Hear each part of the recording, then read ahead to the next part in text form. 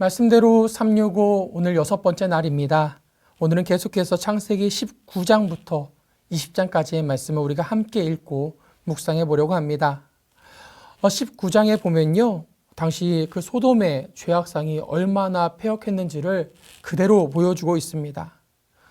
죄악된 욕망으로 인해서 하나님께서 그들을 위해서 보내주셨던 그 사자들까지도 집어삼키려고 하는 그 소돔을 결국 하나님은 심판하시고 멸망시키시기로 결심하셨습니다.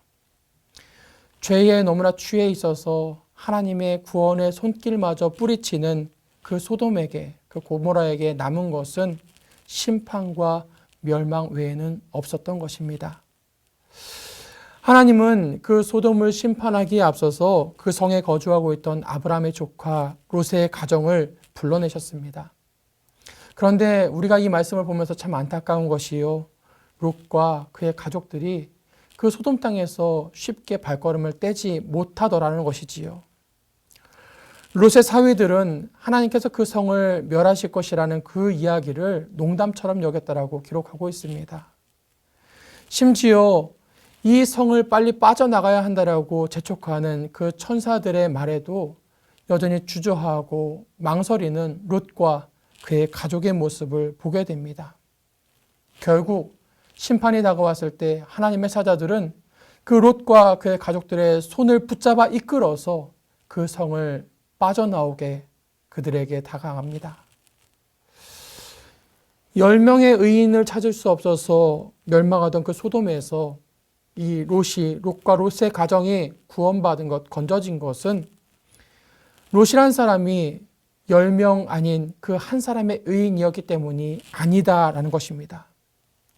성경은 롯이 그 땅에서 구원받은, 건진받은 그 이유는 하나님께서 아브라함, 그의 삼촌 아브라함을 생각하셨기 때문이다라고 말씀해 주고 있습니다. 여기서 생각하다라는 말의 그 히브리어 자카르는요, 기억하다, 마음에 깊이 새기다라는 의미를 갖고 있습니다. 50명, 45명, 40명, 30명, 20명, 10명의 의인을 통해서 그 땅을 구원하고 싶었던 그 아브라함의 간구는 들어지지 않았지만 아브라함의 기도는 하나님의 마음 가운데 깊이 새겨졌던 것입니다. 그렇게 소돔과 고모라가 멸망한 뒤에도 롯과 그의 자녀들은 하나님을 의지하기보다는 사람의 방법을 통해서 그들의 대를 이어가고 싶어 합니다. 결국 그 대들은, 그 자손들은 훗날 하나님의 백성, 이스라엘 백성들을 탄압하고 대적했던 모압과 암몬의 조상이 되게 되지요. 20장에 가보면 한편으로 아브라함은 이전에 했던 그 실수를 거의 그대로 반복하고 있는 것을 보게 됩니다. 분명 매 순간 하나님의 은혜를 입었고 또 그렇게 경험하고 살아가는 아브라함이었지만 다시 또 실패하고 넘어지는 그 아브라함의 모습 속에서 우리는 또 우리 자신의 연약함을 발견하게 됩니다. 하지만 여기서 우리가 다시 한번 주목해야 될 것은 그것이 하나님의 영광을 가릴 수 없었다라는 것입니다. 우리의 연약함 중에도 하나님은 당신의 영광을 잃어버리지 않으신다라는 사실입니다. 여러분, 이것은 우리가 우리 뜻대로, 우리의 마음대로, 그저 연약한 대로 살아갈 수 있다라는 것을 정당화하는 말씀이 아닙니다. 오히려 우리로 하여금 그 하나님의 빛나는 영광 가운데 부끄럽지 않은 거룩한 삶으로 우리를 초대하고 있는 말씀이라는 것입니다. 오늘도 저와 여러분의 삶이 하나님 앞에서 더 거룩하고 진실한 삶으로 사라지기를 주님의 이름으로 소망합니다. 여러분, 1월 6일이 되었습니다. 오늘까지 신년 기도회가 진행이 되는데 비록 예배당에서 모이진 않지만 온라인으로 꼭 참여하셔서 큰 은혜를 경험하시기를 바랍니다. 오늘은 창세기 19장 29절을 묵상하겠습니다. 하나님이 그 지역의 성을 멸하실 때, 곧 롯이 거주하는 성을 엎으실 때에 하나님이 아브라함을 생각하사 롯을 그 엎으시는 중에서 내 보내셨더라. 아멘.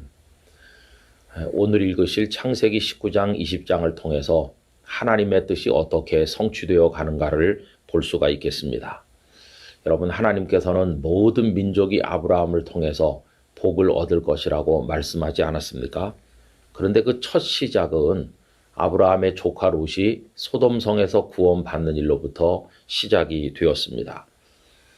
롯은 본래 아브라함과 같이 살았는데 짐승떼가 많아진 이후에 아브라함과 헤어져서 소돔성으로 가지 않았습니까?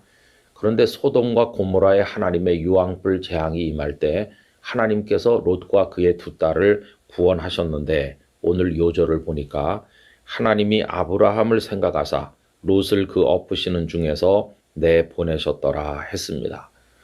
결국 아브라함 덕분에 롯이 구원을 받은 것이잖아요. 그러니까 아브라함이 다른 이에게 복이 된다는 말씀이 이렇게 성취되기 시작하는 것을 볼 수가 있겠습니다. 그리고 20장에는 하나님께서 약속하신 이삭이 드디어 태어나는 일이 기록되어 있습니다. 자, 이처럼 하나님의 약속이 하나씩 하나씩 성취되는 그 과정에 아브라함이 무슨 일을 했을까요? 아브라함이 무슨 위대한 일을 한 게 있을까요? 아무것도 없습니다. 아브라함이 소돔성으로 뛰어들어가서 조카와 또 조카의 두 딸을 끌고 나온 게 아니잖아요. 또 아브라함이 늙어서 자녀를 낳을 수 없는 아내 사라를 의학적으로 회춘시킨 것도 아니지 않습니까? 아브라함이 한 것은요, 너무나도 평범한 일이었어요. 그는 착하게 살면서 지나가는 나그네들을 하나님의 사자인 줄 처음에는 알지도 못한 채로 그들을 대접하였습니다. 어진 일이죠. 그리고는 그 하나님의 사자들이 소돔성을 하나님께서 멸하실 거라고 말씀하니까 그 말씀을 믿었습니다. 그가 소돔과 고모라를 위해서 6번이나 기도를 한 것은 성을 멸하시겠다는 말씀을 믿었다는 증거입니다. 그 말씀을 믿지 않았다면 기도도 드리지 않았을 게 아닙니까? 그리고 또 기다렸죠. 그랬더니 조카로 또 구원을 받았고 또 이삭도 태어나게 된 것이었어요.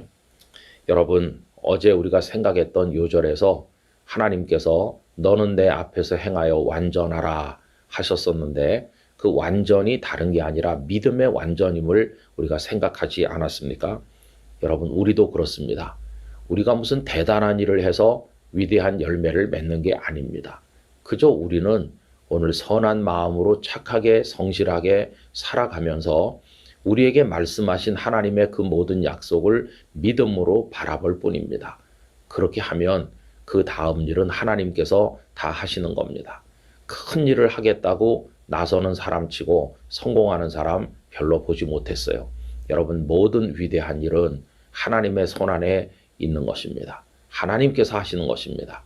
우리는 오늘 주어진 일상 속에서 그리스도인답게 믿음으로 묵묵히 걸어갈 따름입니다.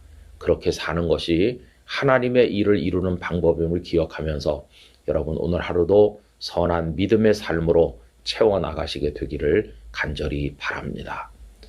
전능하신 아버지 하나님, 아브라함은 그저 선한 마음으로 나그네를 대접하고 말씀을 믿고 기도한 것밖에 없었는데 하나님께서 모든 것을 이루어 가신 걸 저희들이 확인합니다. 오늘 저희도 일상 속에서 착하고 선한 그리스도인으로 말씀을 붙드는 믿음의 사람으로 살게 하셔서 저희 안에서 이루시는 하나님의 위대한 역사를 경험하게 하여 주시옵소서. 예수님의 이름으로 기도드리옵나이다. 아멘.